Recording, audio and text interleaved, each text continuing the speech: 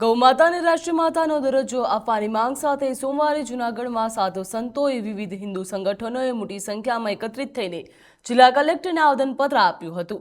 આવેદન આપતા પહેલા ઉપસ્થિત સૌએ ગૌમાતાની પૂજા કરી હતી અને ગૌ સંરક્ષણનો સંકલ્પ લીધો હતો।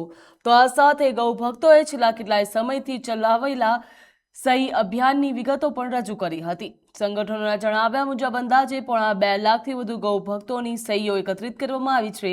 આ તમામ સહીઓ સાથે 3500 પાનાનો ગ્રંથ તૈયાર કરીને તેને પણ કલેક્ટરને સુપ્રત કરવામાં આવ્યો।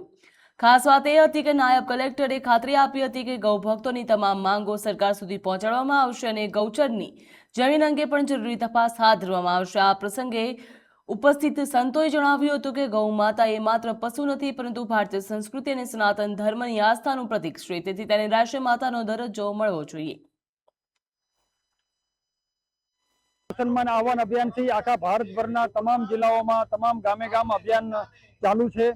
ગૌ માતા છે એ ગૌ હત્યાઓ પ્રતિબંધ આખા દેશભરમાં લાગુ પડે એના માટે કડકમાં કડક કાયદો લાગુ પડે, કાયદો બનાવવામાં આવે। ગૌ માતા રાષ્ટ્રમાતા જાહેર થાય, ગૌ મંત્રાલય બનાવવામાં આવે, ગૌ અભયારણ્યો બને, ગામે ગામ નંદીશાળા બને, આવા બધા જ પ્રકારના ગાયને લગતા તમામ પ્રશ્નોનું સમાધાન થાય અને ગૌ માતા જે આપણા આરાધ્ય છે અને સંપૂર્ણ વિશ્વની માં છે, પ્રકૃતિ સૃષ્ટિનો આધાર છે, એવી ગૌ માતાને પૂર્ણ સન્માન મળે એના માટે થઈને આ અભિયાન ચાલુ કરવામાં આવેલું છે। પૂજ્ય સંતો દ્વારા અભિયાન શરૂ થયેલું છે। તો બધા હાર્દિક જનતાને અપીલ છે કે આ હજી આગળ અભિયાન ચાલવાનું છે, તો બધા જ લોકો આમાં જોડાય।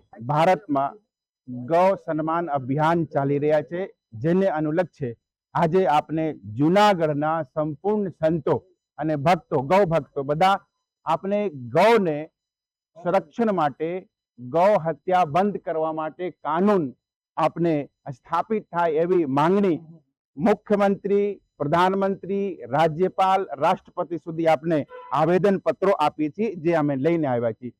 કલેક્ટર શ્રીને આપણે અર્પણ કરશું। કલેક્ટર શ્રીને માધ્યમથી આ પત્રો, આવેદનો અહીંયા સુધી પહોંચી જશે। એમાં આપણે અમે સાધનાનંદજી, અચ્યુતાનંદજી, સદાનંદજી આ બધા આમાં આપણા સંતો જ એક સાથમાં, સોમનાથજી બાપુ બધા આવ્યા છે। ભારતમાં ગાય સૌથી શ્રેષ્ઠ ઉપયોગી છે, એ રાષ્ટ્ર માતાના રૂપમાં, ધરોહરના રૂપમાં સ્થાપિત થાય, ગૌ હત્યા બંધ થાય, ગોચર ભૂમિ સંરક્ષિત થાય અને સંપૂર્ણ દેશમાં ગૌને માટે એક સુંદર કાનૂન બને, જેનાથી ગૌ માતા સંરક્ષિત અને સુરક્ષિત, ગૌ વંશ આખી સંરક્ષિત અને સુરક્ષિત બને એવી અભ્યર્થના અને પ્રાર્થના નિવેદન કરવા માટે અમે આવ્યા છીએ। અમારા ધર્મમાં પુષ્ટિ માર્ગમાં પણ ગાયનું બહુ જ મહાત્મ્ય છે અને ગૌ માતાને માતા માનવામાં આવી છે।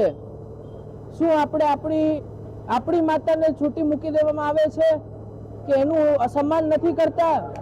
તો આપણે આપણી માતાની જેમ જ ગૌ માતાને સન્માન આપીએ, ગૌ માતાને રાષ્ટ્ર માતા બનાવીએ।